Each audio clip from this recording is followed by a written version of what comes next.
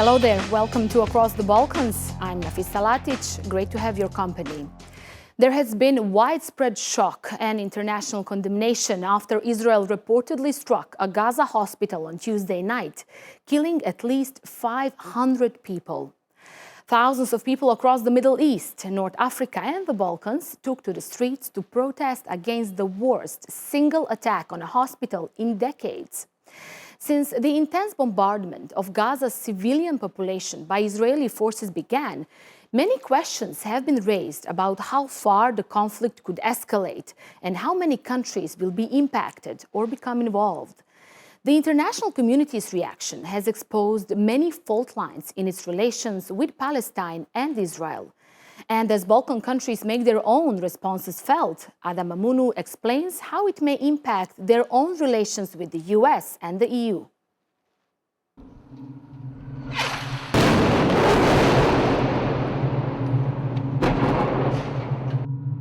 As Israel intensifies its bombardment of Gaza, which has killed thousands of civilians, people across the Middle East, Europe, Asia, and North America have taken to the streets to either express support for Gaza's people or, with far fewer numbers, Israel's response to Hamas. Similar protests have taken place in the Balkans, producing mixed responses that reflect the complex rivalries and political allegiances entrenched in the region that are now playing out in the Israeli-Palestinian conflict. On Tuesday, it was reported an Israeli airstrike blasted Al Ahli Baptist Hospital in Gaza, killing more than 500 people. Crowds protested in Sarajevo to condemn the attack. In the Romanian capital Bucharest, more than 700 people from mainly Jewish communities sang songs at an I Stand with Israel rally. In Belgrade, special prayers were held at the city's Barakli Mosque.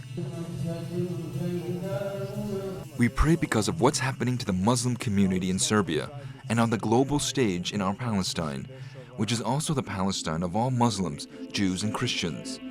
A humanitarian catastrophe is in the progress there.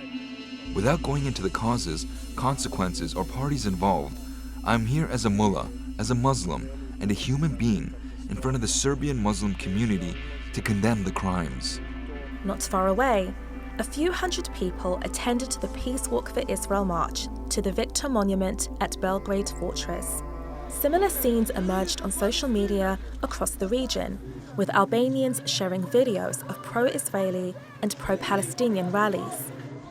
That duality in support is not only at the grassroots level, but also among the region's political leaders.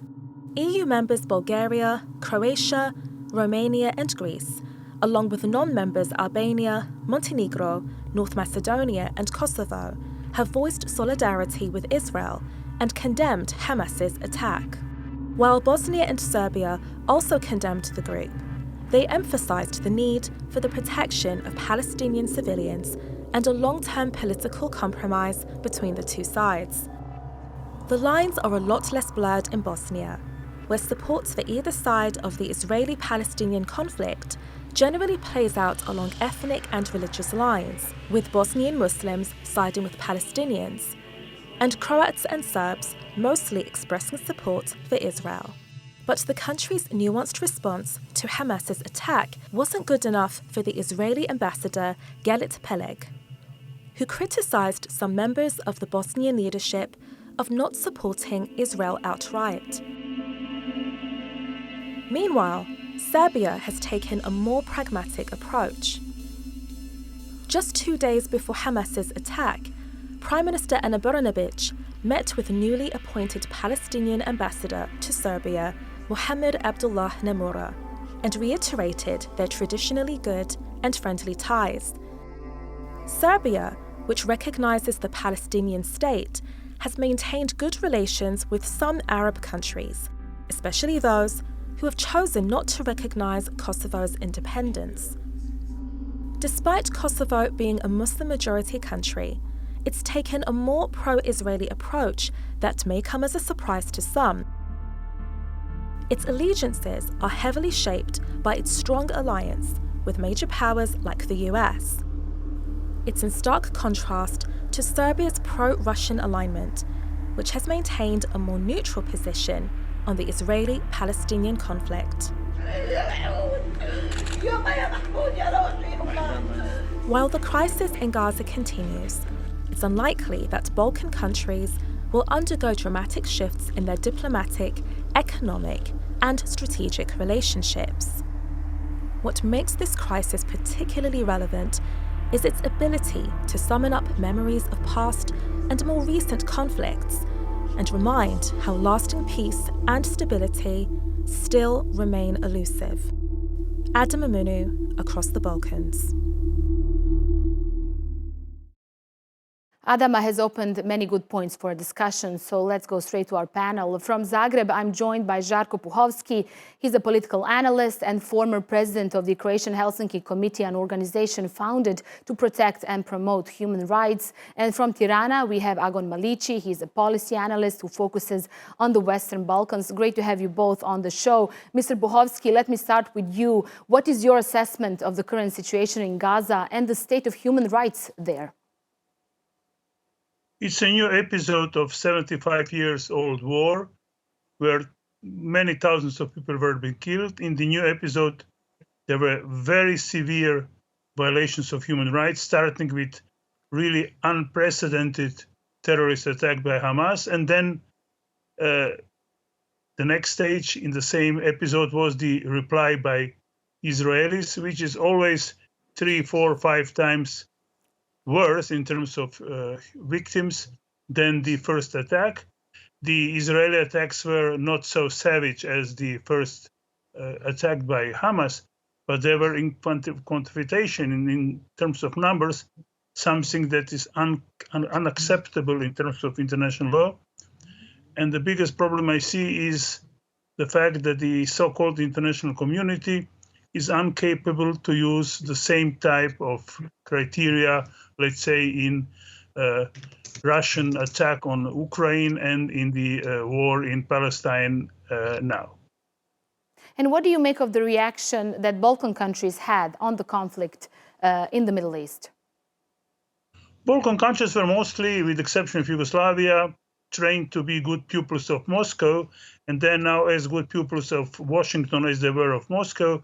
So you can't say anything against the so-called Western values, Western politics, with partial exception of Serbia, but not too far. And they are therefore just repeating all the narrative you can find in the American or German or French media, claiming that we have to protect the existence of Israel, which is, of course, a given. But the question is, where is Israel? What part of territory we really have to protect in terms of Israel, and what are all the possibilities of Israel's action that we are, let's say, obliged to accept in terms of defense? Agon, we have seen a shift in the world opinions regarding the war in Gaza, especially after that horrific attack on a hospital in Gaza. Can we expect the same from the Balkan leaders? Well, it depends. The last night's tragedy, is still kind of, being disputed in terms of, responsibilities. But absolutely, there is increasing sensitivity to the plight of the people, of civilians in Gaza. But I don't expect sort of a shift. I think most Balkan countries will continue to be aligned with EU or US positions. We are small countries who are not decisive geopolitical players in this. So most countries are looking at it from a perspective of their own interests, while also, of course, making statements also in terms of the importance of preserving civilian lives and adhering to values. And I would also highlight that the issue is polarizing domestically considerably. So, in almost every Balkan society, this is a topic that people themselves kind of are actively involved on social media. So the political leaders also are kind of, in a way, forced to make statements or position themselves on this. Right, exactly. I wanted to ask you that, Agon. These statements, are they really representing what most of the Balkan people think? We've seen protests in several cities in the region. Well, I mean, I will take the example of Kosovo and Albania, which I know the best. Kosovo and Albania have had maybe the staunchest or the more clearest sort of pro-Israel stances after the Hamas terrorist attacks. It's a result of the general pro-US outlook. It's a result of good diplomatic relations with Israel. In case of Kosovo, lack of any relations with the Palestinians. In fact, a very active anti-Kosovo role of the Palestinian Authority. But also of in Albania, in case of Albania, a multi-layered relationship that Albania has with Israel in defense from Iranian cyber attacks, in increasing relations with economy and trade. So. These are, the relations with Israel are authentic and genuine, but I do think that there is also considerable sort of sensitivity, especially having in mind our history, to the plight of civilians, and you can see that reflected in the statements, which are in effect also in line with what Biden is saying, that whatever Israel does in its right to defend itself has to be in accordance with international law and with, protecting civilian lives. One person, Mr. Puhovski, that's making headlines is Croatian President Zoran Milanovic.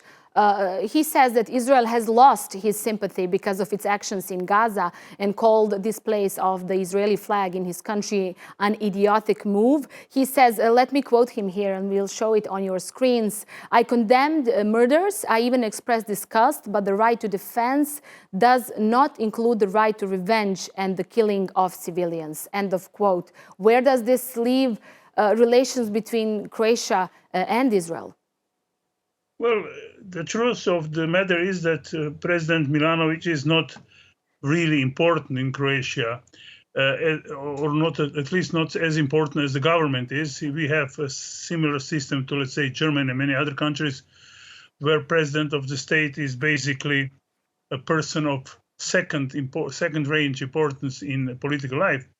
But President Milanovic is using this position to say some things that are, in my opinion, not to be said by the president of the state or by the diplomats.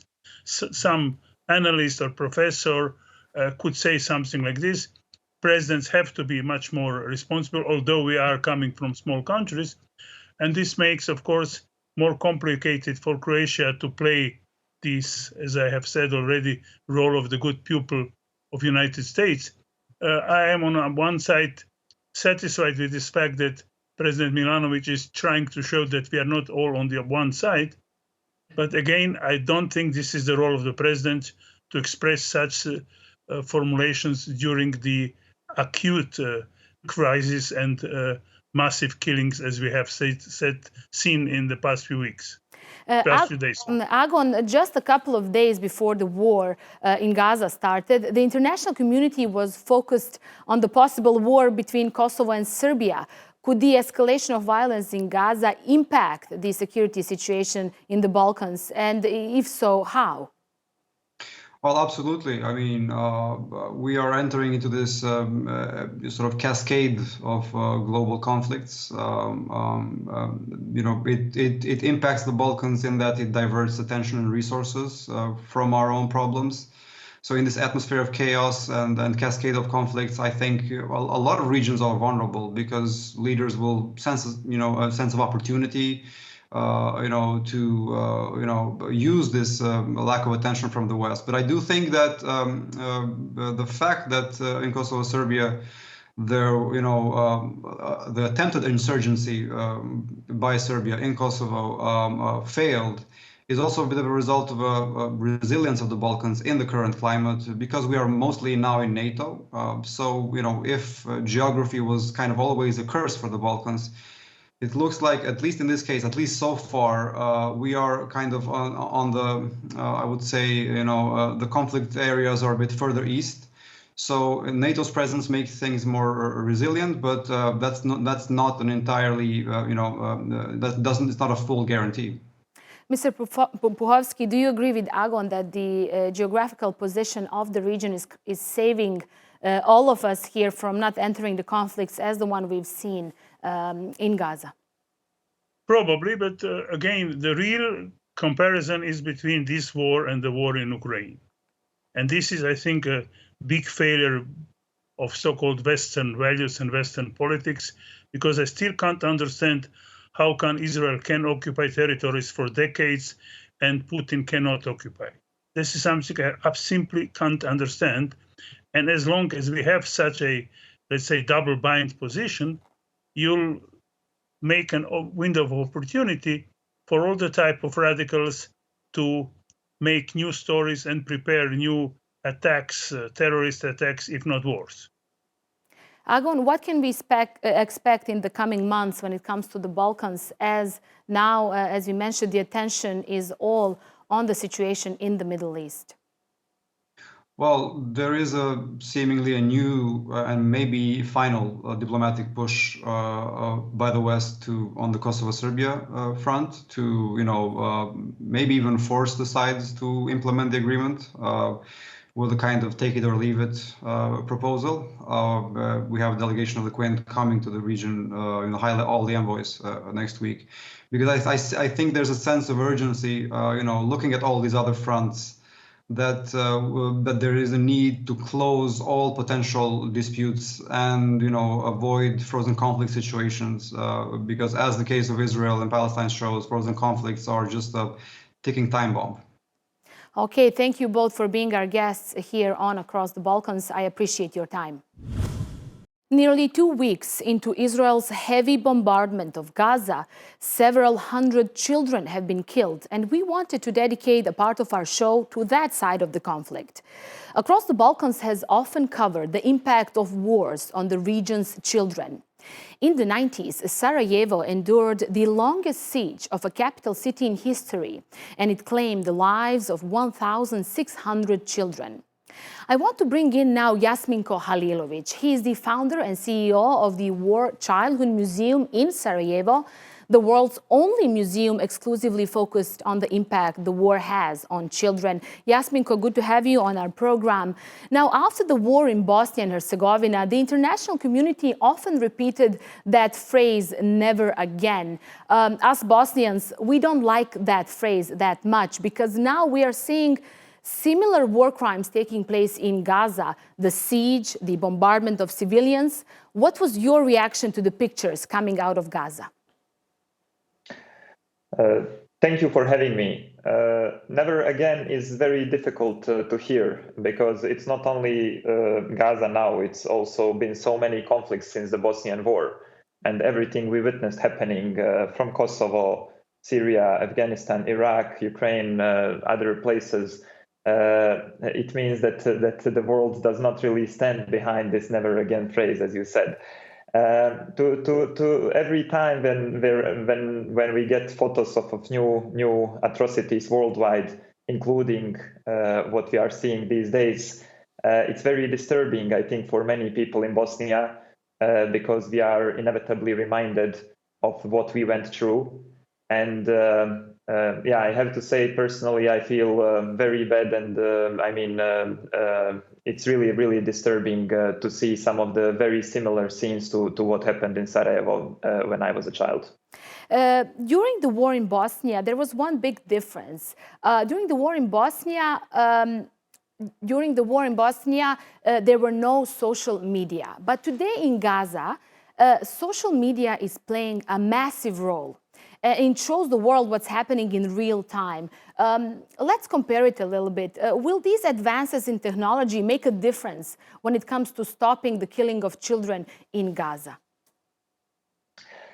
You are right. In the time we live in now, we can witness conflicts and atrocities almost real time. And of course, many journalists, local journalists and international journalists, did tremendous work during the war in Bosnia as well to let the world know and let the world see what's happening.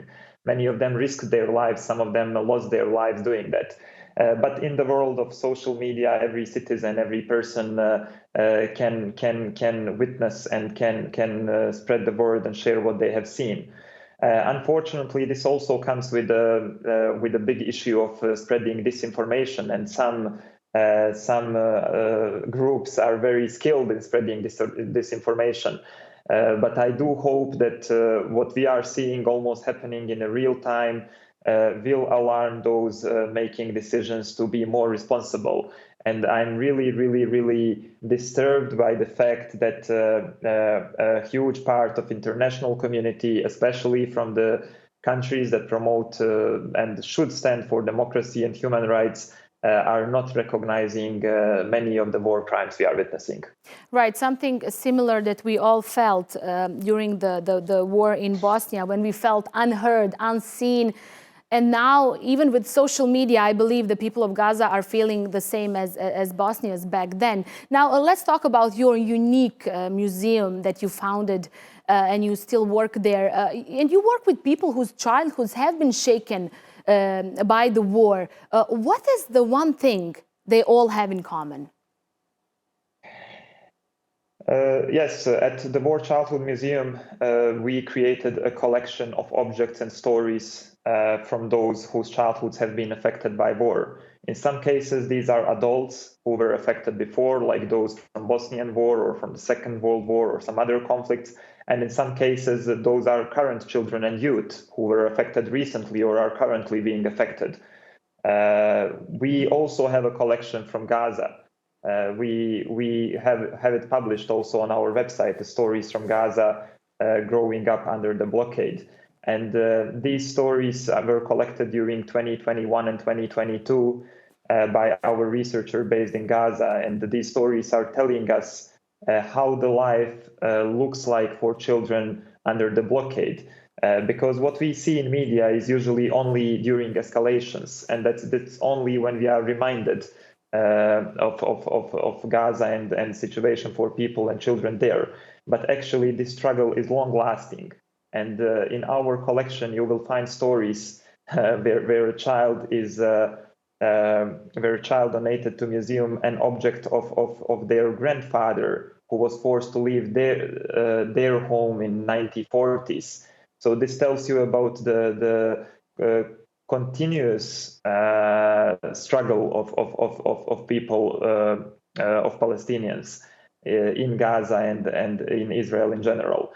What is common in these stories are maybe we can speak about common feelings across different conflicts. You can find that children feel scared. You can find that they are deprived of basic children's rights, human rights. You can also find some similar hopes or dreams, be it dreams about peace or dreams about reconnection with family members. So there are many similarities that emerge in our collection from stories across the world. Jasminko Halilovic, thank you so much for being our guest on Across the Balkans. Thank you. Now, it's the children who paid the heaviest price during the war. We'll keep an eye on the latest developments in Gaza here on TRT World. Now, that's it for this week from us on Across the Balkans. See you next time. Bye-bye for now.